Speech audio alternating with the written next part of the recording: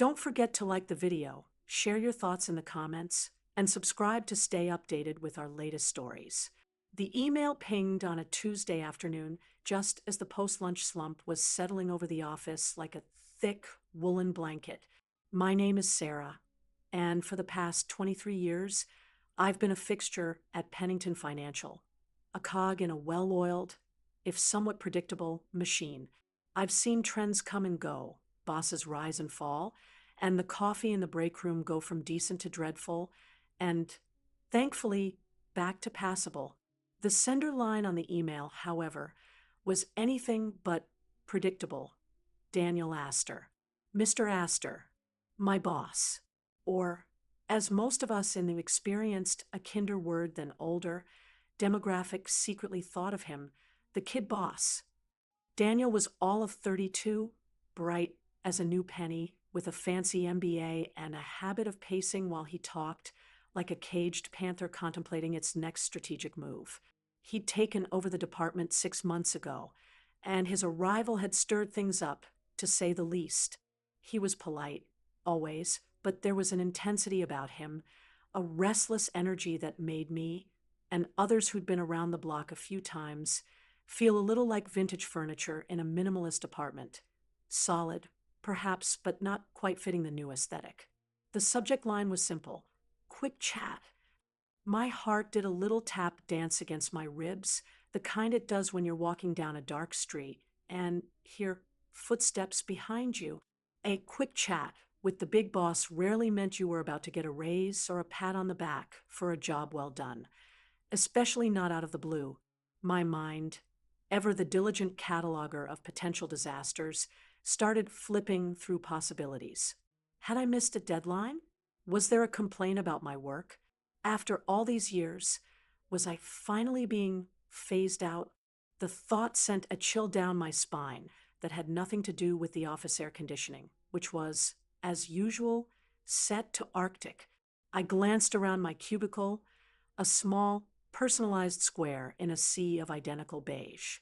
Photos of my grown children, David and Emily, smiled back at me, their faces forever young in those 5x7 frames.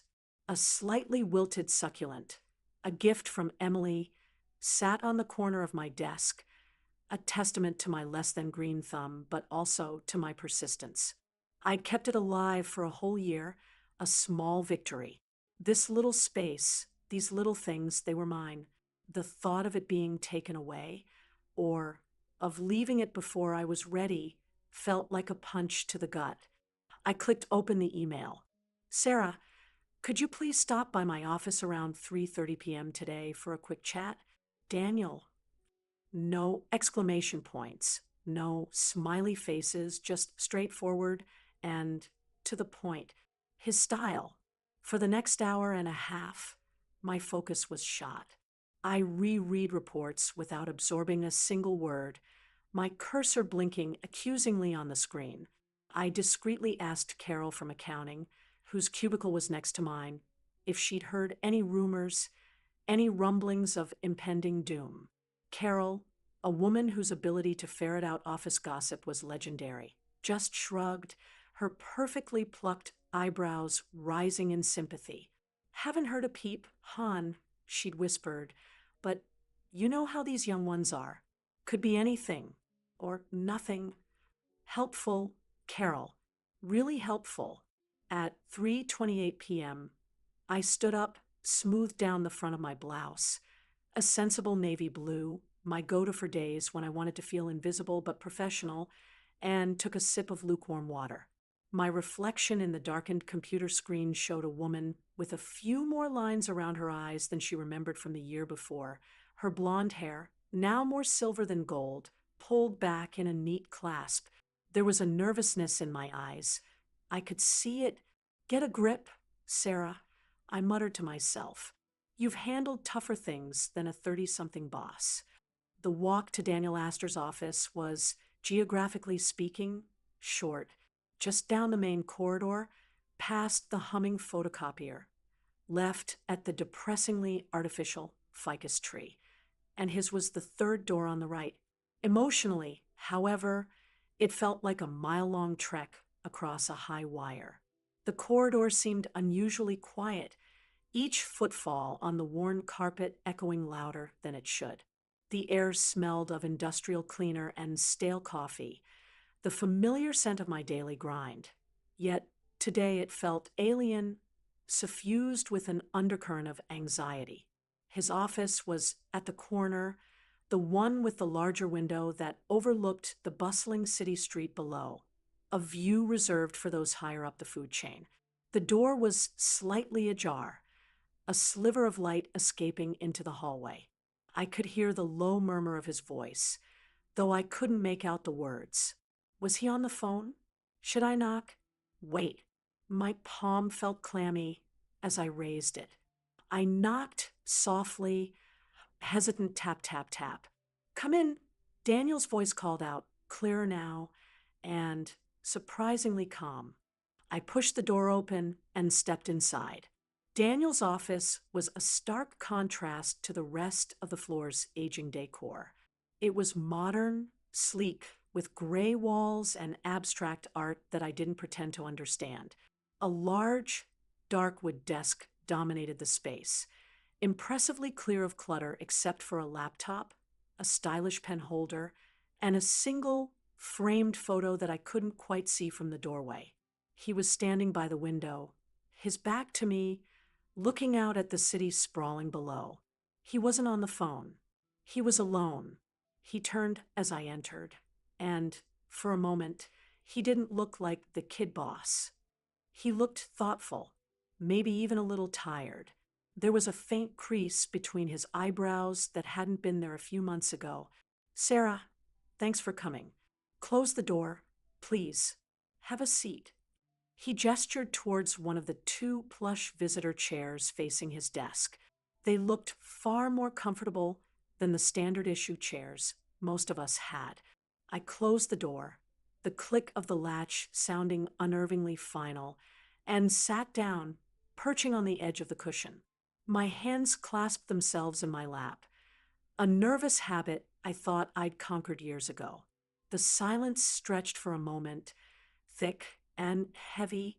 He continued to look out the window for another second or two before turning fully towards me, his expression unreadable. This was it, the reason for the summons. My mind raced, bracing for impact. What on earth could this be about? He wasn't pacing. That was new. He just stood there, by the window, the late afternoon sun casting long shadows across his minimalist office. Then he finally walked towards his desk, not sitting down behind it, but leaning against the front edge, facing me. It was an unexpectedly informal posture, and it threw me off even more than the summons itself. So, Sarah, he began, his voice quiet, almost gentle. It wasn't the tone I'd expected. Not at all. He paused, and his eyes met mine. They were a surprisingly warm shade of hazel, and in that moment, they held a seriousness that seemed older than his years. I wanted to talk to you about something a little different. Different? My mind blanked. All my carefully constructed scenarios of doom and gloom flickered and died like faulty fluorescent lights. Different could mean anything, and coming from Daniel Astor, who was himself different from any boss I'd ever had, it was impossible to predict. I just nodded, my throat suddenly too dry to form words, and waited. The city hummed outside, a distant, oblivious soundtrack to the sudden, sharp focus of the room, me, my young boss, and an atmosphere charged with an emotion I couldn't quite name. It wasn't fear anymore. It was anticipation and a dawning sense of an unscripted moment about to unfold. He finally broke the silence, his gaze direct and unwavering. Sarah, he said, his voice still low, I've been going over some of the older project files, the ones from before my time here. Specifically, the community outreach initiatives from about 10, maybe 15 years ago. My brow furrowed. Community outreach? That was a lifetime ago in corporate years. I'd been heavily involved in those, passionate about them. Even we'd partnered with local schools, organized charity drives, things that felt meaningful, tangible. But like so many things, those programs had been quietly shelved when budgets tightened and priorities shifted under previous leadership. Yes, I said, my voice a little rusty. I remember them. I was part of the team that developed a few of those.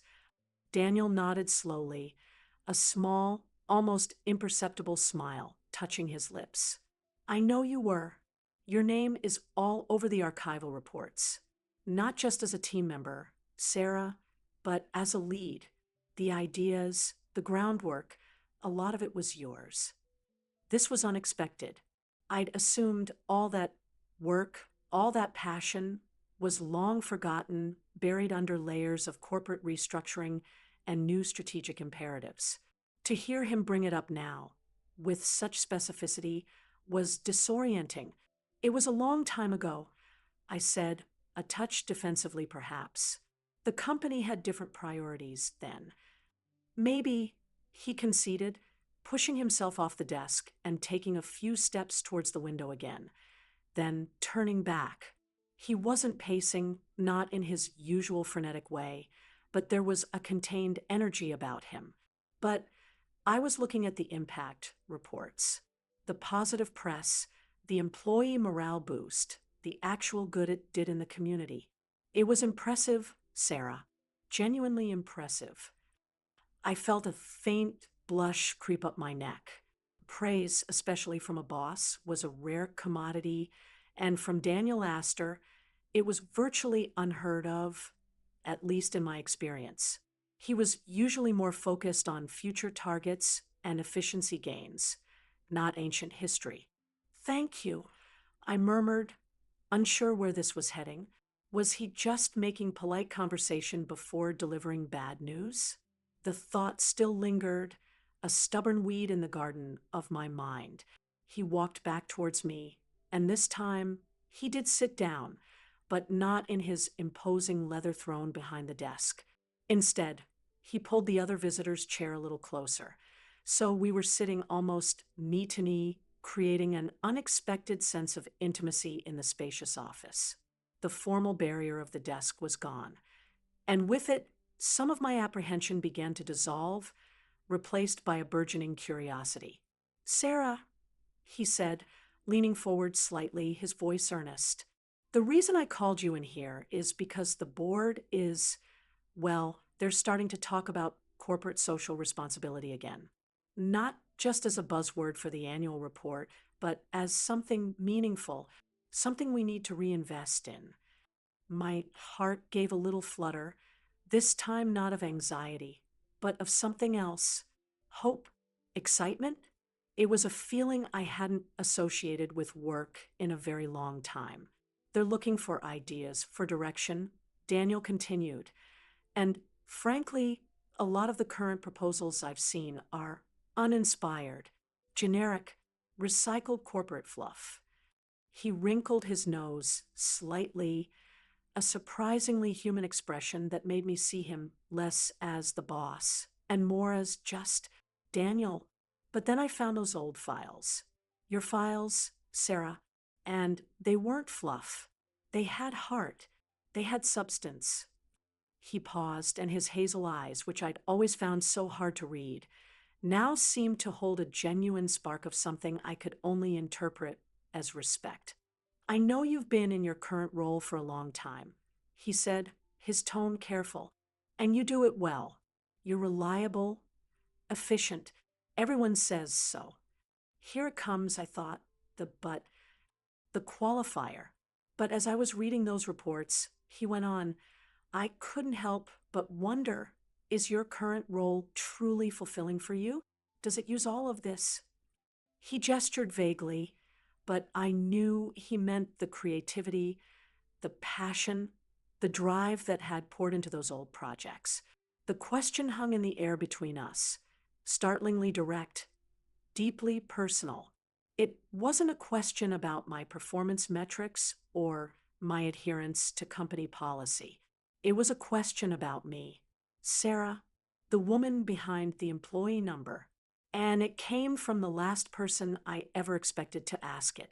For years, I just assumed no one in management saw beyond my job title, beyond the tasks I completed day in and day out. I'd become adept at compartmentalizing, at leaving my own aspirations and deeper interests at the door, simply because there seemed to be no place for them in the corporate structure as I experienced it. My throat felt tight. Fulfilling? For so long, I'd focused on being competent, on being indispensable in my own quiet way, that I hadn't dared to ask myself that question too loudly. The pay was steady, the benefits were good. In this economy, at my age, that was what mattered, wasn't it? But his words, his unexpected acknowledgement of a part of me I thought was long dormant, had struck a chord. I I enjoyed that work very much. I managed to say, my voice softer than I intended. It felt like we were making a difference. Exactly, Daniel said, his eyes lighting up. Making a difference. That's what's missing. That's what I want to bring back. He leaned back a little, a thoughtful expression on his face. Look, Sarah, this is why I wanted to talk to you. Off the record for a moment, I have a proposal. It's still just an idea, something I'm formulating to present to the board. But if it goes ahead, I can't think of anyone better to spearhead it. My mind was reeling. Spearhead? Me? After all these years of quietly doing my job, of feeling like I was just part of the background, was he actually talking about a new opportunity? A significant one? The subtle tension that had filled the room earlier was transforming, morphing into something electric, a current of possibility that I hadn't felt in decades. The office, once a symbol of his authority and my trepidation, now felt like a space of unexpected potential. The city lights were beginning to glitter outside the window as dusk approached, and for the first time in a long, long time, I felt a glimmer of that same light igniting within me. Daniel continued, his voice full of a conviction that was infectious. I'm thinking of proposing a new initiative, a dedicated department, almost focused entirely on meaningful community engagement and sustainable practices. Not just token gestures, but real, impactful programs. And I need someone to build it from the ground up. Someone who understands our company, understands our community, and has a genuine passion for this kind of work. Someone with a proven track record, even if that track record is a little dusty. He smiled then, a warm, genuine smile that completely disarmed me. I stared at him, trying to process the enormity of what he was suggesting. A new department? Me building it? It sounded like a dream, something I might have fantasized about in my younger, more idealistic days, but had long since dismissed as impractical, impossible.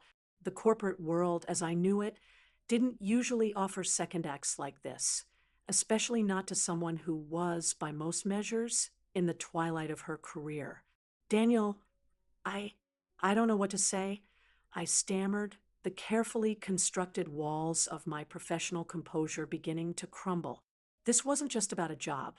It was about being seen, truly seen for abilities and passions I thought were invisible. That's a huge undertaking. It is, he agreed, his expression serious again. And it won't be easy. There will be challenges, pushback, bureaucracy, but I believe it's vital for the future of this company, not just for our image, but for our soul, if that doesn't sound too dramatic. He paused, then added, and I believe you can do it, Sarah. I saw it in those old reports. The vision, the meticulous planning, the heart, it's all there. The word heart resonated deeply. It was a word rarely used in corporate vernacular, a word I'd carefully guarded, keeping that part of myself separate from my professional life.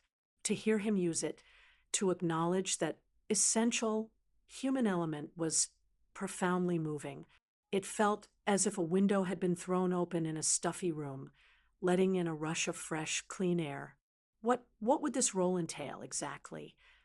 I asked, my voice still shaky, but a new note of resolve was creeping in.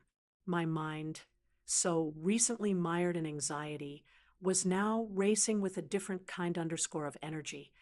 The thrill of a challenge, the spark of a rekindled purpose. Daniel leaned forward again, his enthusiasm palpable. That's the beauty of it, Sarah. To a large extent, you define it. You'd be responsible for developing the strategy, for identifying partner organizations, for building a small team. You'd have a budget, of course, and my full support. You'd be shaping how Pennington Financial gives back, how we connect with the world beyond these office walls. He watched me, his gaze steady, allowing his words to sink in. He wasn't pressuring me, just laying out a possibility, an invitation. The power dynamic between us, the young boss and the seasoned employee, seemed to have momentarily equalized, replaced by a sense of two colleagues exploring an exciting new venture. The respect I was feeling from him was mirrored by a newfound respect I was feeling for him. He wasn't just the kid boss anymore. He was a leader with vision, someone willing to look beyond the obvious, to dig into the past to find inspiration for the future. This is a lot to take in, I said, finally managing a small, tremulous smile. You've certainly given me something to think about, Daniel. I know, he said gently, and I don't need an answer right now. Take your time. Think about it. Discuss it with your family if you need to. He glanced at the framed photo on his desk, a brief, almost unconscious gesture. I still couldn't quite see it, but it humanized him further. This isn't just a new project, Sarah. It's a chance to build a legacy. For you, for the company. A legacy, the word hung in the air, shimmering with significance. For years, I'd thought my legacy would simply be a record of quiet competence, of tasks efficiently completed. The idea that it could be something more, something that resonated with my deepest values, was overwhelming in the best possible way. The subtle tension from before had completely dissipated, replaced by a profound sense of emotional connection, a shared understanding of purpose that transcended our respective roles. It was a moment of personal discovery for me, a realization that perhaps my journey at Pennington Financial wasn't winding down, but rather preparing for an unexpected, exhilarating new chapter. The vivid descriptions of the setting, his once intimidating office, now seemed different. The modern furniture less stark, the city view outside less a symbol of corporate hierarchy